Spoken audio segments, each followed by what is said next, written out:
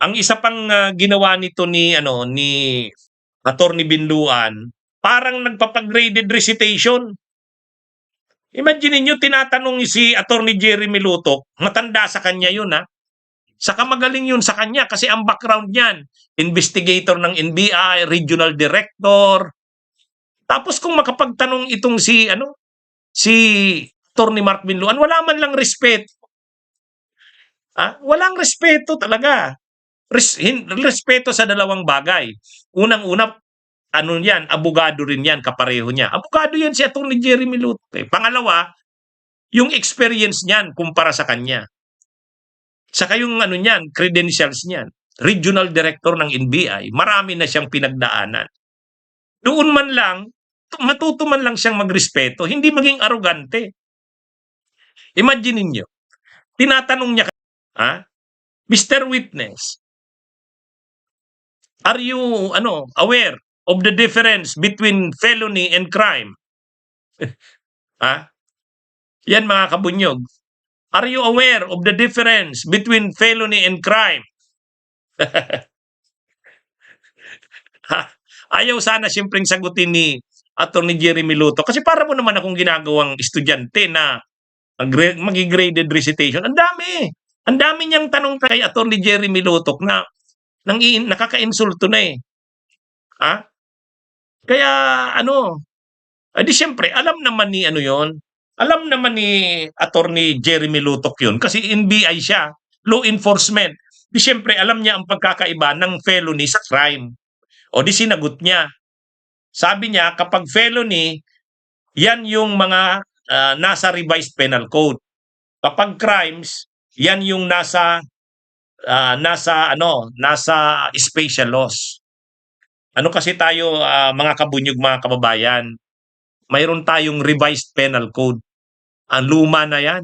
Yung mga matatagal ng mga kaso, yung mga criminal cases na mga matatagal na, tulad ng murder, rape, homicide, theft, robbery, yung mga alam na nating kaso, yung mga common ng kaso noon pa man, nandyan yan sa revised penal code. Kaya mayroon tayong article 230, revised penal code, ganon. Yang grave threat, siyempre, ang matinding pagbabanta, grave threat, kahit noong pang mga panahon, mayroon ng kasong ganyan. Kaya linagay na yan dyan sa revised penal code. Ang tawag niyan, felonies. Itong mga special laws, halimbawa, itong sa cybercrime, itong mga bagong batas, yung illegal possession of firearms, yan? Special law yan. Yan yung tinatawag na crimes. Sa mga special laws, mga special na batas. Pero pag nandun sa revised penal code ang mga kaso, felony ang tawag. Siyempre, alam yun. Pero bakit mo pa naman papag-recitin pa si Atty. Jeremy Lutok? Matindi ang nito mga kabunyog. Mayabang eh. Ginawang recitation. Ginawang recitation. Ay, grabe. Kaya nga, sabi ni medyo na rin, mabait pa nga si Atty. Jeremy Lutok eh. May tanong na naman sa kanya. Sabi ni Atty. Jeremy Lutok, mabuti ka, nagbabasa ka ng notes. Ako, tinatanong mo ako, wala naman akong notes. Oo nga naman. Parang nagpapag-graded recitation ka. Parang nagpapa-recitation ka, professor ka, estudyante mo siyan. Ikaw may hawak kang kumbaga galing na rin yan sa pagiging estudyante sa law. Siyempre karamihan ng mga principles sa law, nakalimutan mo na rin yan. Alam nyo sa aming mga abogado, ang pagkakataon na kabisado mo halos ang lahat ng principles sa law, sa aming mga abogado, kabisado mo ang mga principles ng law, lahat. Political law, criminal law, civil law, remedial law, lahat yan, taxation, public international law. Kailan mo kabisado lahat yan? Kabisado lahat yan ng isang ng isang mag-aabogado sa panahon na magbabar siya.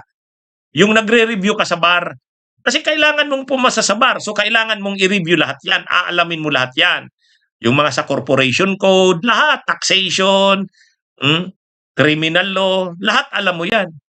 Pero katulad ni Jeremy Lutok, nasa NBI na siya, hindi niya na rin alam yung ibang mga law, mga principles, yung ibang mga concept sa law. 'Di ba? Kasi ano na siya, nakafocus na siya sa gawain sa NBI. Kumbaga nag-i-specialize na siya diyan, law enforcement. Yung ibang mga bagay sa law, hindi niya na masyadong alam 'yan. Eh ngayon, itong anong ito, si Binluan, parang akala mo ang galing-galing niya, pinapa-graded recitation niya si Jeremy Luto. Bakit kailangan mong ganun, maging ganun? Ha? Bakit kailangan mong maging ganun? 'Di ba? Mayabang eh, arugante. Kaya sabi ko nga, akala ko naman matino ito.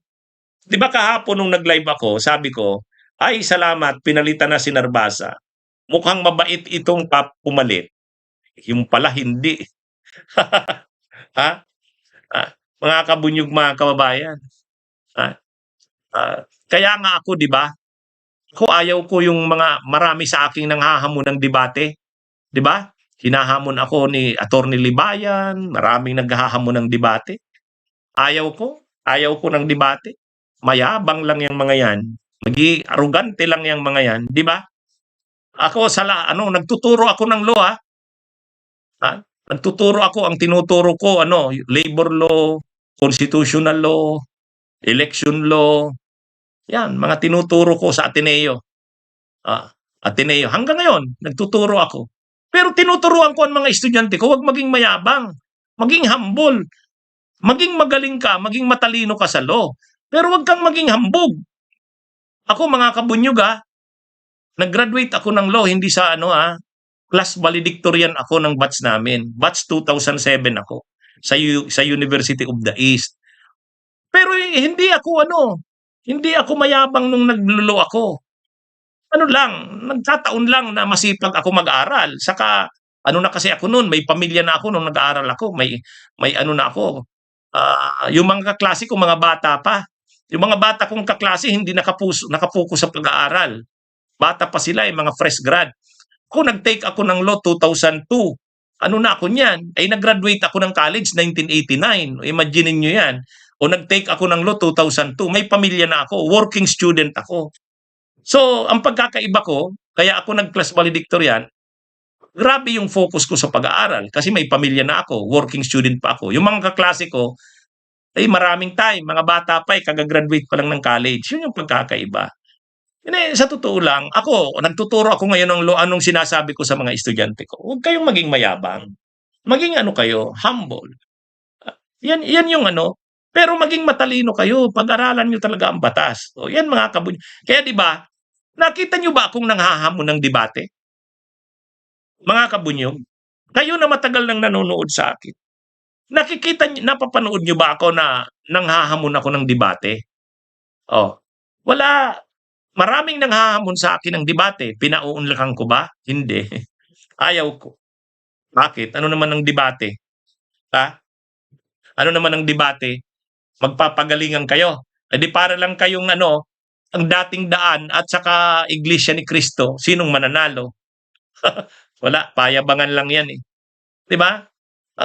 Hindi mga kabunyog. Ako hindi nyo ako makita na yung nagmumura. O, hindi. Kaya nga kahapon, nung nakita ko itong si Attorney Mark Binluan, sabi ko mukhang okay ito.